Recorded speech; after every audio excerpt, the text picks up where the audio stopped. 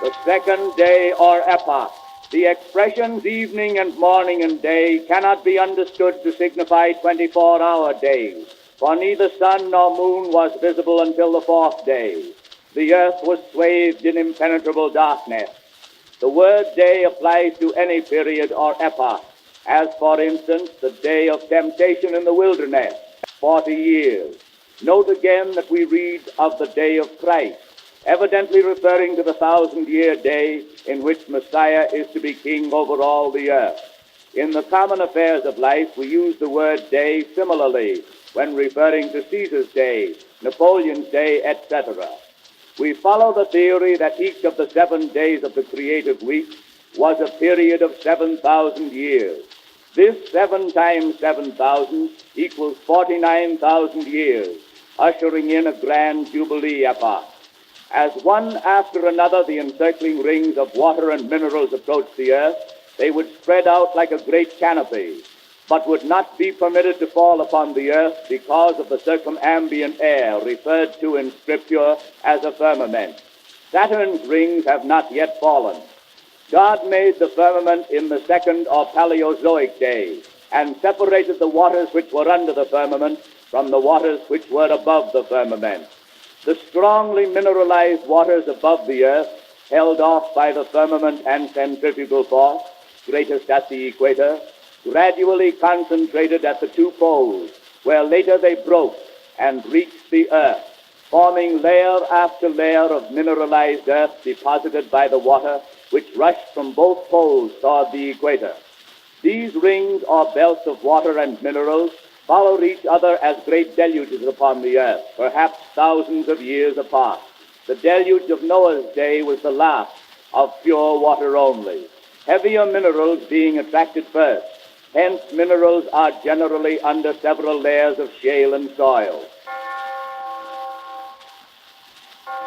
The third day or epoch. And God said, let the waters under the heaven be gathered together unto one place, and let the dry land of the earth appear. And it was so. And God called the dry land earth, and the gathering together of the waters called he seas. And the evening and the morning were the third day. The beautiful simplicity of this statement might mislead us into thinking that the gathering together of the oceans and the erection of the mountains were works of magic.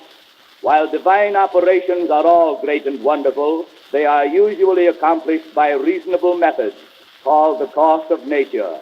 And nature's course must be marked out by nature's God.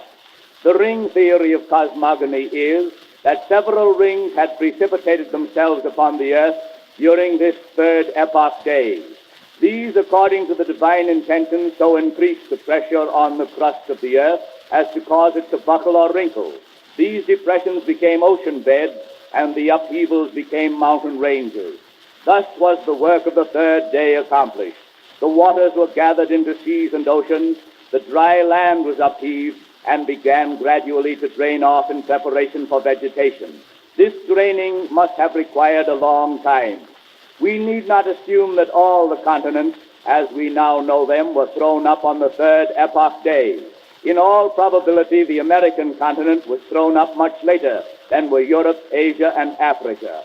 Earthquake disturbances in our day have changed the surface of the land. They give us a reasonable conception of how the divine command was executed on the third day preparatory to earth's vegetation.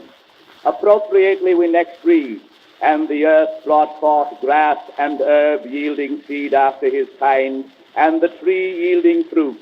That is to say, vegetation began on the third or Carboniferous day, though it did not reach its perfection until after the light of the sun penetrated. There are grasses and other vegetation which prosper best in darksome shade.